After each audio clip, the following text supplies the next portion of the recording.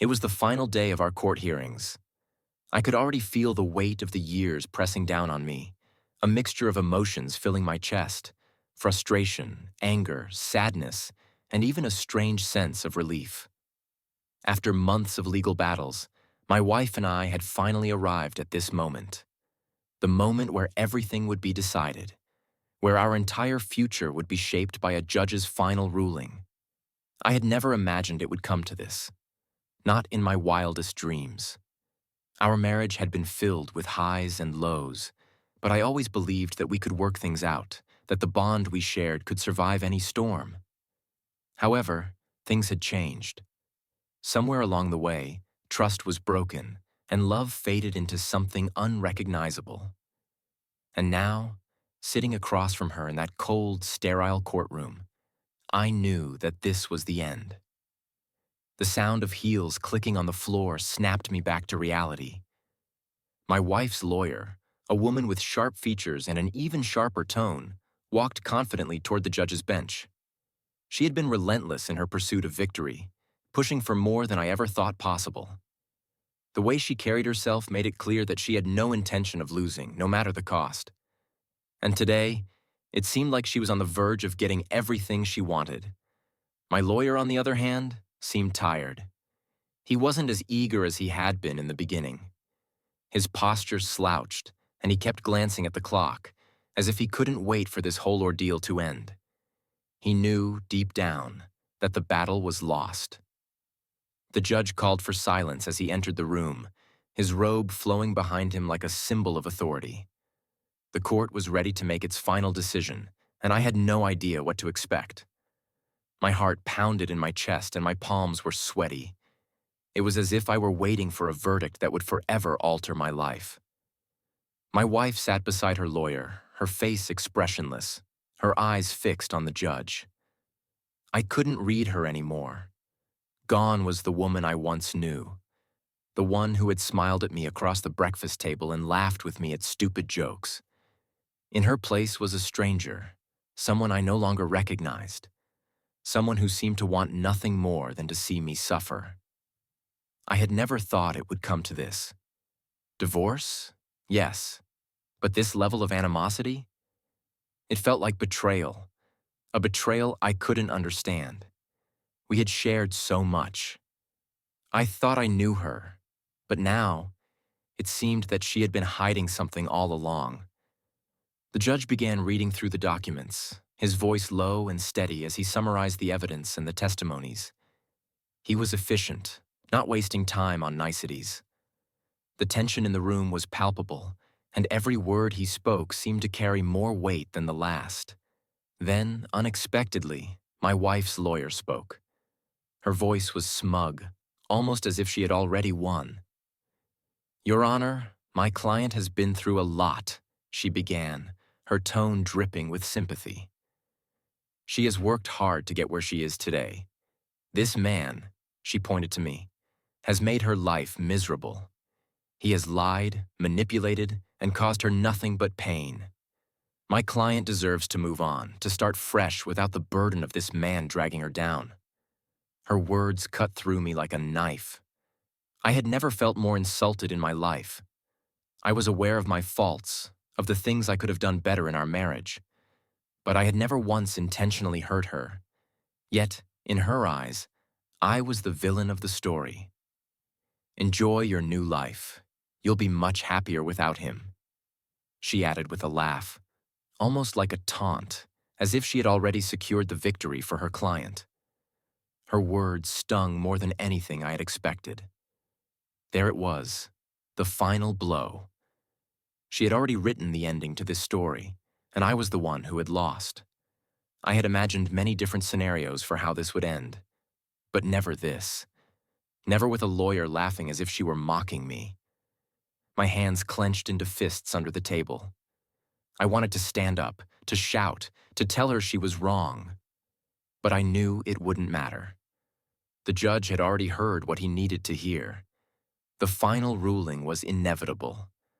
The weight of it all pressed on my chest as I fought to keep my composure. The judge looked at me, then back at my wife's lawyer, before speaking in a calm but firm voice. "I believe we have all the information we need," he said. "We will adjourn for a short break before delivering the final ruling." My heart sank. I knew that the break was just a formality, a brief pause before the inevitable conclusion. The lawyer's smug smile only deepened, and I felt a sense of dread fill me. I couldn't stop thinking about her words. "Enjoy your new life. You'll be much happier without him." The courtroom was silent as the judge stepped out for a brief recess, the tension thick in the air. I remained seated, my mind racing. The words from my wife's lawyer echoed in my head, replaying over and over like an annoying tune I couldn't shake off. "Enjoy your new life. You'll be much happier without him." Her laughter, that mocking tone, felt like a slap in the face that I couldn't wipe away. I glanced at my wife, sitting motionless beside her lawyer. Her eyes were fixed on the table, distant and cold, as if she had already mentally checked out of the room, as if the outcome had already been decided. I wanted to scream, to ask her what had happened to us, to beg her to see the man she had once married and not the stranger who had become her adversary in this courtroom. But I knew it was pointless. There was no reaching her anymore. My lawyer, who had been quiet up until that point, leaned over and whispered, "Don't take it personally. They're trying to rattle you. Just stay calm. It's almost over." Almost over. But what did that even mean anymore? What would life look like once this was all over? I didn't know. I didn't know how to go on without her, how to face a future without the woman who had been my partner for so long. There were moments, small moments, where I could almost imagine us working things out, where I thought we might find a way to rebuild the bridge that had burned down between us. But hearing those words today, hearing her lawyer's cruel dismissal of everything we had shared, shattered whatever fragile hope I had left. I looked at my hands, clenched tightly in my lap, and took a deep breath. I could feel the weight of everything pressing down on me. The mistakes, the regrets, the anger, and the pain. The years of marriage, the hopes for a future together, all seemed like distant memories now. What had gone wrong? When did we stop being the couple who dreamed of growing old together? I thought back to the early days, to the honeymoon phase where everything felt so effortless, so perfect. How did we end up here? I had to fight to keep my thoughts in check, to not let them spiral into a pit of despair. This was a battle I wasn't going to win, but I wasn't going to let her or her lawyer see me broken. I couldn't let them see the devastation they had caused. I had to hold my ground, even if the world around me felt like it was crumbling. As I sat there in the silence, I found myself thinking about the life I was about to lose. The house we had built together, the memories we had made, the dreams we had shared. They would all be gone. And for what? Was it worth it? Was this the price we had to pay for whatever mistakes we had both made? Or was this just a case of one person wanting more than the other? One person willing to sacrifice everything for the sake of winning, for the sake of being right? I felt a hand on my shoulder, pulling me back from my thoughts. It was my lawyer, looking at me with a mixture of concern and resignation. "Are you okay?" he asked quietly. "Yeah," I said, forcing a smile. "Just thinking." He nodded, then glanced toward the other side of the room where my wife's lawyer and her team were talking in hushed tones. "You know," he said, his voice low, "this whole thing has been tough, but you need to remember something. In the end, you're the one who gets to move on. You're the one who will find happiness again. You're not defined by what's happening in this courtroom. You're not defined by her or her lawyer." I nodded, appreciating his words, but they didn't bring me much comfort. It was hard to see past the hurt, hard to imagine a life without her, without the woman I thought I would spend the rest of my life with. I wanted to believe that moving on would be easy, that I would wake up tomorrow with a new sense of clarity, but deep down, I knew it wouldn't be. The road ahead was going to be long and painful, and I wasn't sure I was ready for it. The sound of the judge re-entering the room brought me back to the present. His footsteps echoed in the silence as he took his seat at the bench, signaling that it was time for the final ruling. I straightened in my chair, trying to steady my breath. This was it. This was the moment that would change everything. My wife's lawyer was already on her feet, eager to hear the judge's decision. My wife, still silent, didn't even look up. I could feel the weight of her indifference pressing down on me, and it only made everything worse. It wasn't just the divorce I was facing. It was the fact that she had already checked out emotionally. She had already moved on, and now it was my turn to do the same. The judge cleared his throat and began speaking. His words were formal, methodical, and impersonal.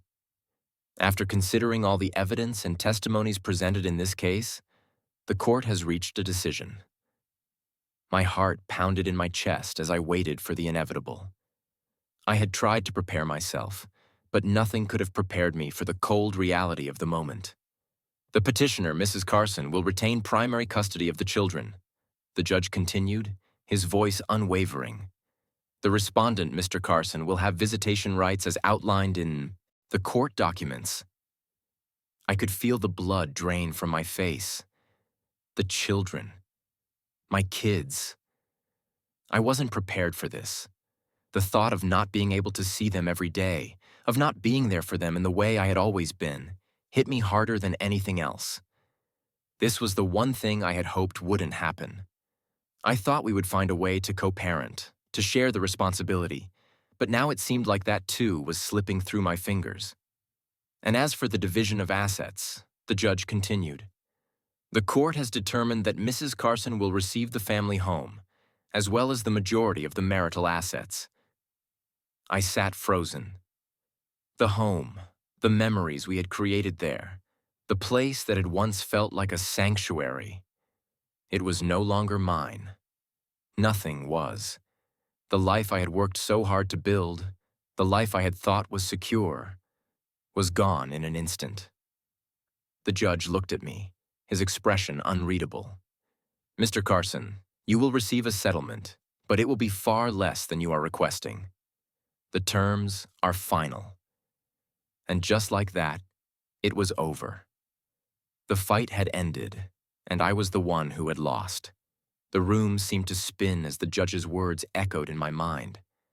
My lawyer was speaking, but I could barely focus on what he was saying. The decision was final.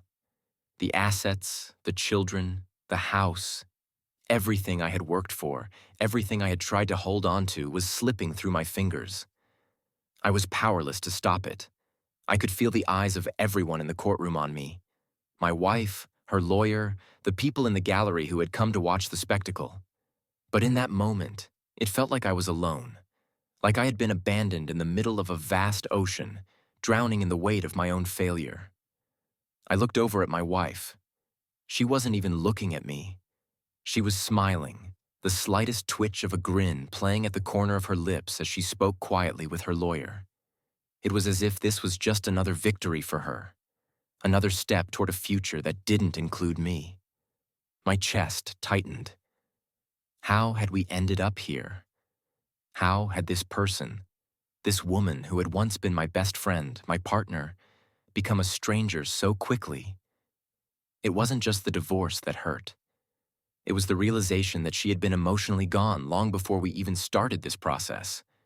I had been clinging to a memory of her, to a hope that we could somehow reconcile, but it had been a lost cause from the start.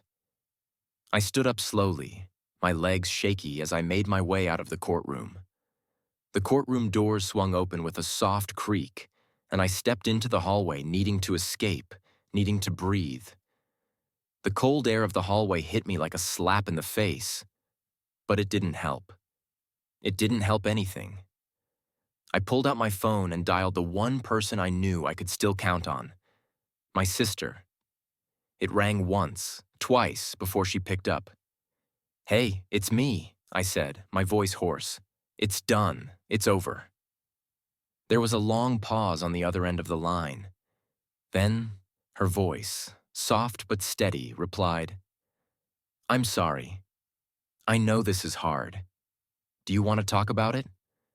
I closed my eyes, leaning against the cold wall of the hallway. I don't even know where to start. I'm I'm so lost right now. Everything is just falling apart. "Take a deep breath, okay?" she said. "You don't have to figure it all out right now. Just take it one step at a time." I nodded, though I knew she couldn't see me. The words were comforting, but they felt distant, as if they didn't quite reach me in the place I was standing. Everything felt numb, like I was floating in some kind of void, disconnected from everything. "I don't know how to let go," I admitted. "I don't know how to move on when I feel like she's already gone, when everything I thought was mine is just not anymore." My sister's voice softened. "You will, I promise. It won't happen overnight, but you will find a way. You have to. For yourself. You deserve more than this." I didn't respond right away. Her words were right, but I wasn't sure if I believed them. The pain was so raw, so fresh, that it felt impossible to imagine a time when this wouldn't hurt. But I knew deep down that she was right. I had to find a way to move forward. "Thanks, sis," I said, my voice cracking. I I don't know what I would do without you." "You don't have to do anything alone," she replied firmly. "I'm here, always." I hung up the phone and stood there for a moment, letting the silence wash over me. There was nothing left to do but face the reality of it all. The judge's decision had sealed my fate, and now I had to figure out how to rebuild my life from the rubble. As I walked out of the courthouse, I couldn't help but feel the weight of the world on my shoulders. I was no longer the man I had been just a few months ago. The man who believed in love, in commitment, in the idea that things could always be fixed if you tried hard enough. That man was gone, replaced by someone who had learned the hard way that not everything can be saved. But as I stepped into the parking lot and looked around at the empty spaces, something shifted. It wasn't much, but it was something. I had always told myself that no matter what, I would survive. I would move on. I would rebuild. The road ahead wasn't going to be easy, but it was mine to walk. I climbed into my car, the familiar scent of leather and old coffee filling the space. For a moment, I just sat there, staring at the steering wheel. I wasn't ready to start the engine, wasn't ready to face the world outside, but I had no choice. The next chapter of my life had begun, and I had to step into it, whether I was ready or not. As I drove away from the courthouse, I found myself thinking about the future. It was hard to imagine a future without her, but maybe that was the point. Maybe this was my chance to build something new. Maybe, just maybe, this wasn't the end, but the beginning of something better. The thought didn't bring me peace, but it brought me a small measure of hope. And that was enough to get me through the rest of the day. The next few days passed in a blur of empty moments and restless nights. Every time I closed my eyes, I saw the image of her walking out of that courtroom with her lawyer, her head held high, a smile on her face as if she had just won the lottery. Meanwhile, I was left picking up the pieces of a life that no longer resembled anything I recognized. I was surrounded by boxes, my belongings hastily packed, ready to be moved out of the house we had shared. The house that no longer felt like home. The walls that had once echoed with laughter now felt cold and silent. Every picture on the wall, every piece of furniture, seemed like a reminder of what had been and what was now gone. The kids, too, were a constant ache in my chest. I had always thought I would be there for them, every step of the way. I thought I would be the one to take them to soccer games, to help them with their homework, to be there for their milestones. But now I was reduced to visiting them on weekends, watching as they grew up in a house that wasn't mine. It felt like I had lost my identity along with my family. I hadn't spoken to her since the court hearing. There was nothing left to say, really. She had made her decision, and I had to respect it, no matter how much it hurt. What hurt even more was knowing that she didn't seem to care about how this had affected me. She had already moved on. She had her life planned out, and I was just a casualty of the war she had waged. One night, unable to sleep, I found myself scrolling through old photos on my phone. I stopped at a picture of the two of us on our honeymoon, laughing under the sun, her arms wrapped around me, her face glowing with happiness. I had thought that moment would last forever. We had been so in love, so sure that we would conquer everything together. But now, all that was left were these memories that stung more than they comforted. I didn't know how to let go of that. I didn't know how to forget the person I had spent so many years with, how to forget the love I had once felt. How could I move on when every corner of my life felt like a reminder of what I had lost? The following morning, I got a call from my lawyer.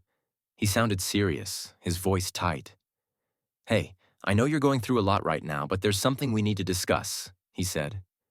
I sat up straighter, instinctively bracing myself for more bad news. "What is it?" "There's been some unexpected developments. I think you should come in and talk to me in person."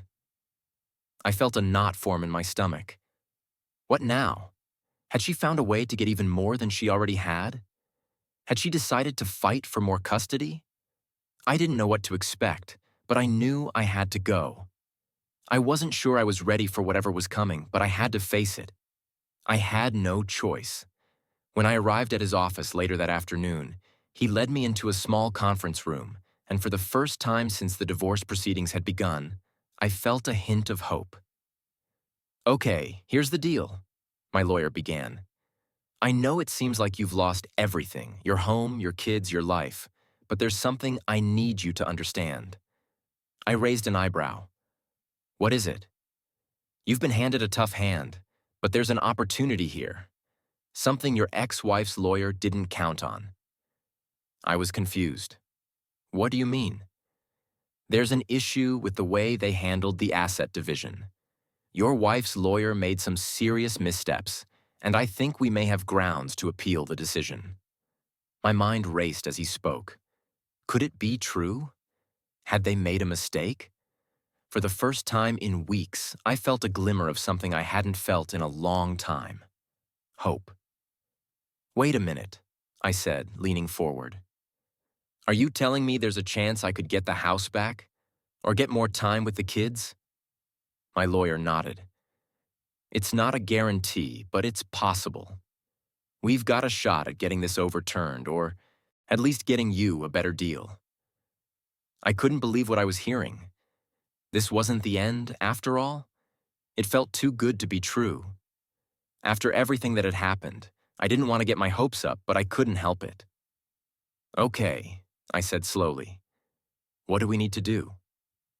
"We need to act fast," my lawyer said. "We have to file an appeal before the deadline, and we need to make sure we have solid evidence to back up our case. But if we can prove that the asset division was unfair, we may be able to reopen the case." I leaned back in my chair, taking a deep breath. I had spent so many days feeling helpless, so many nights thinking that everything was over. But now, I saw a flicker of a chance to fight back, a chance to reclaim some of what had been taken from me. "Okay," I said again, my voice steady. "Let's do it. Let's fight." The next few weeks were a whirlwind of paperwork, meetings, and strategy sessions with my lawyer. I didn't know what the outcome would be, but for the first time in a long time, I felt like I was taking control of my life again. The feeling was strange, almost foreign, but it was also empowering. I started to realize something. No matter what happened, I wasn't done. I still had a future, even if it looked different from what I had once imagined. The road ahead wouldn't be easy, but I was ready to face it. I had to fight, for myself, for my children, for the person I had once been. And for the first time in months, I allowed myself to believe that maybe, just maybe, there was still hope for a second chance. The weeks that followed felt like a blur. I was consumed with the appeal process, poring over legal documents and preparing myself for whatever battle lay ahead. Each day felt like a new challenge. More paperwork to sign, more meetings to attend, more legal strategies to consider. But with every passing day, I also began to feel something shift within me. The hopelessness that had gripped me for so long was slowly being replaced with a sense of determination, a new fire that I hadn't realized was still there. I spent less time thinking about the past and more about the future. It was hard, though. The silence at home was deafening. The kids were with their mom most of the time, and the house felt empty without their laughter, without the noise that had once filled every room. I didn't want to seem like I was constantly looking back, but it was hard not to when everything reminded me of what I had lost. Even with the ongoing appeal, there was still a large part of me that couldn't let go of the pain. I could still hear my wife's lawyer's words echoing in my mind. "Enjoy your new life. You'll be much happier without him." They haunted me. I didn't know if I could ever forgive her for the cruelty in her voice, for the way she had dismissed everything we had shared. That moment, that one small taunt, had done more damage than anything else in this entire process. It was a reminder that while I may have lost everything, she had already moved on. One afternoon, my lawyer called with an update. It was good news, but it came with a cost. "We've got a hearing scheduled in a couple of weeks," he said. "The judge will hear the appeal, and we'll present our case. We believe we have a strong argument, but we need to be prepared for any challenges. Your ex's lawyer won't back down easily." I exhaled slowly, trying to steady my racing heart. How do I prepare for something like this? What do I need to do? "It's not about what you do," my lawyer said. "It's about how you present yourself. Stay calm, stay focused. We need to show that you've got control of the situation, that you're not just reacting, but taking charge of your life." It was strange to hear those words coming from him. I had spent so much time feeling like I had no control, like everything was being taken from me, that the idea of taking charge again felt almost foreign. But I knew what he meant. The court wasn't just about the legalities. It was about how I presented myself to the judge. I had to show that I was strong, that I was capable of handling this, no matter what the outcome. The next few days were filled with intense preparation. My lawyer helped me go over every detail of the case, making sure I understood what to expect. It wasn't just about the financials. It was about showing that I could be a responsible, loving parent to my kids, that I had the ability to provide for them and be there for them when they needed me. I had to prove that I wasn't the person my wife's lawyer had painted me to be.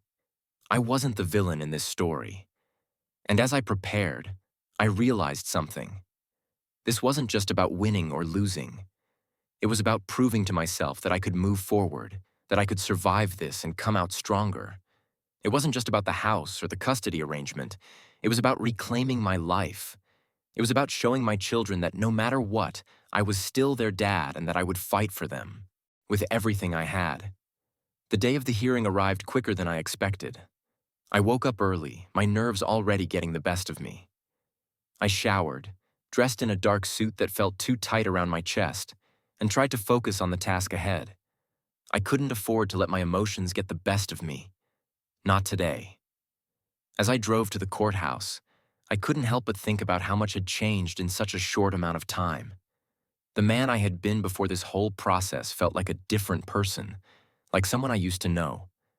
Now I wasn't sure who I was anymore, but I was determined to find out. When I arrived at the courthouse, I took a deep breath before stepping inside.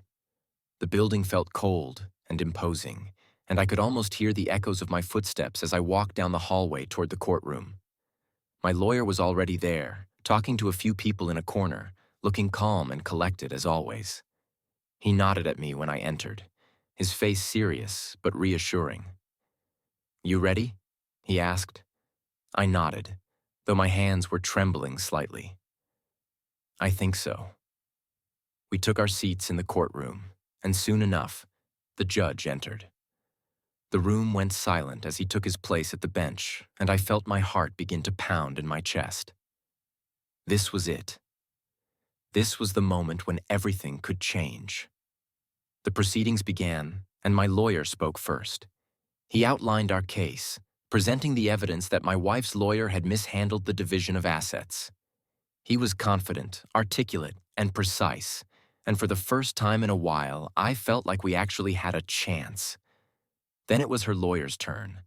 I couldn't help but feel a surge of resentment as she stood up, her posture impeccable, her words sharp and cutting.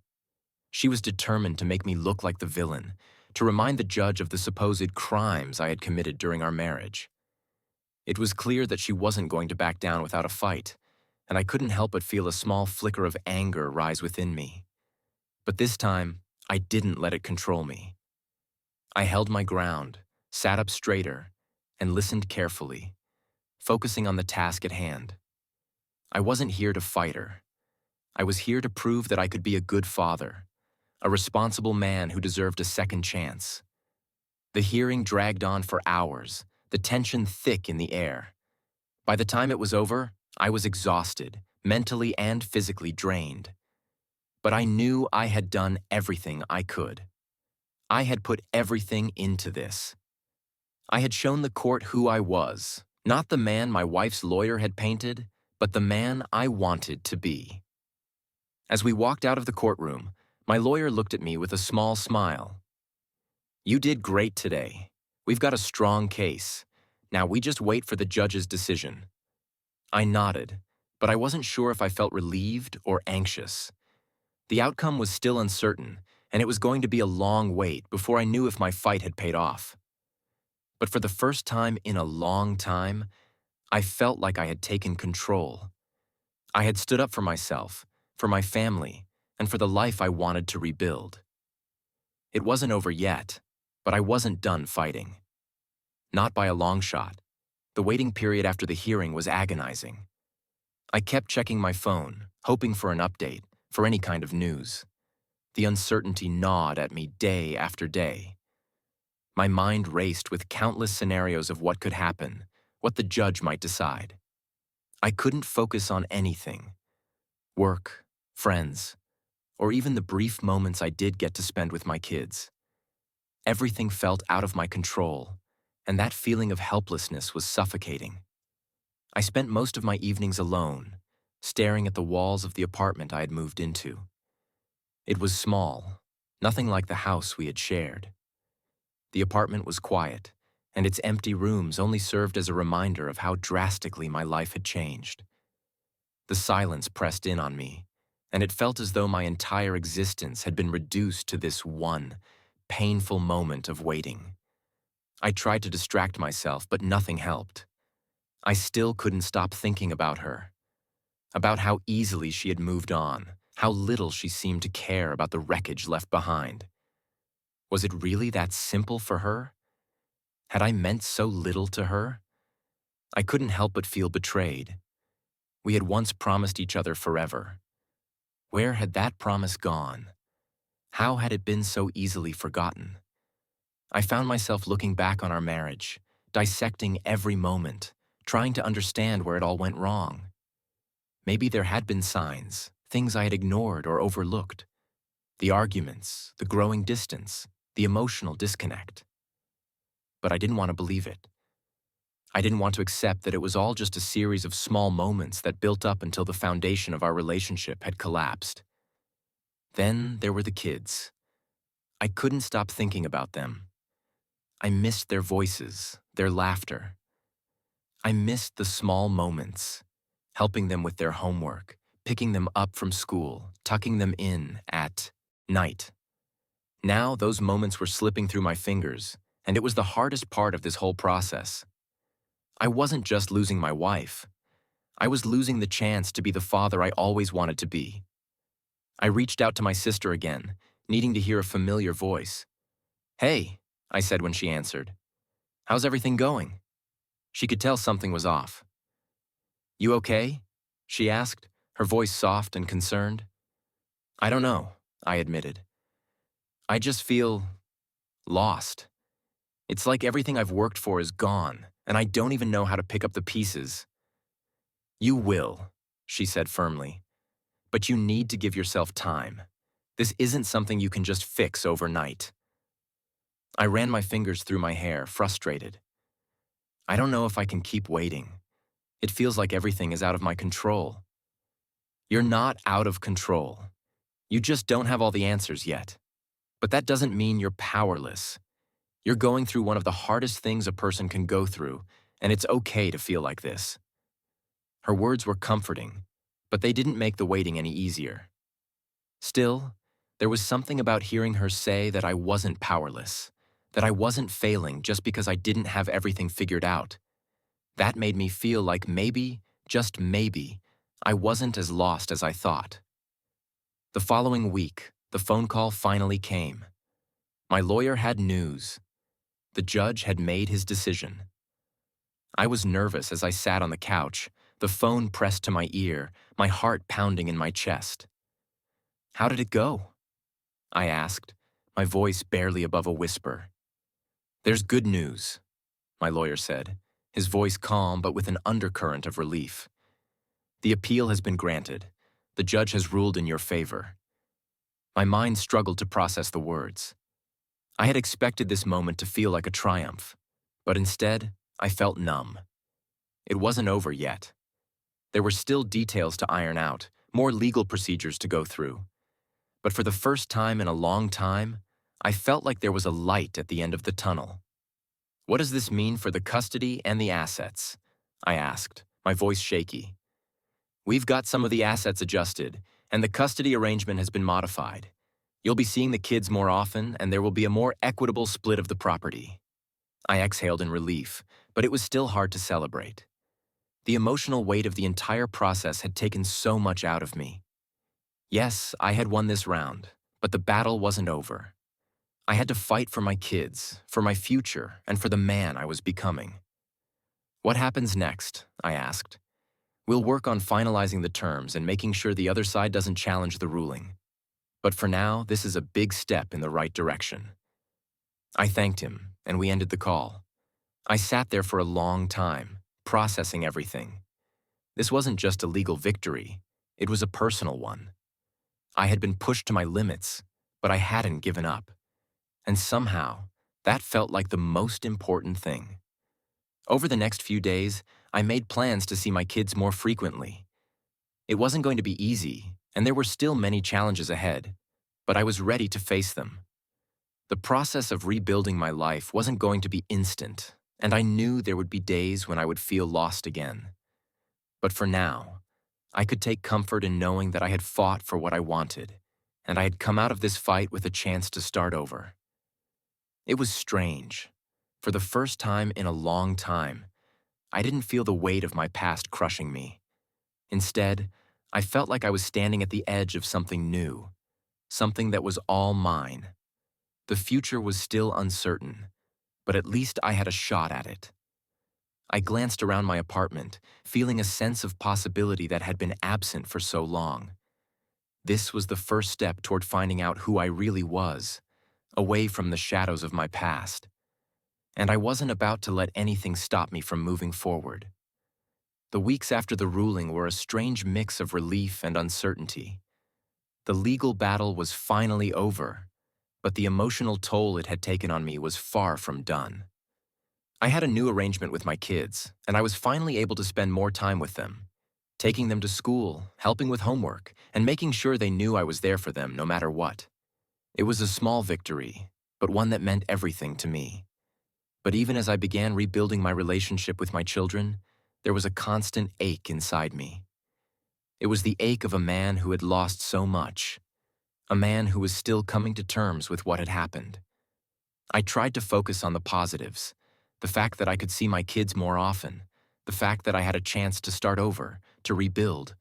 But there were still moments when the sadness hit, when the weight of everything that had changed felt too much to carry. One of those moments came when I ran into her at a coffee shop.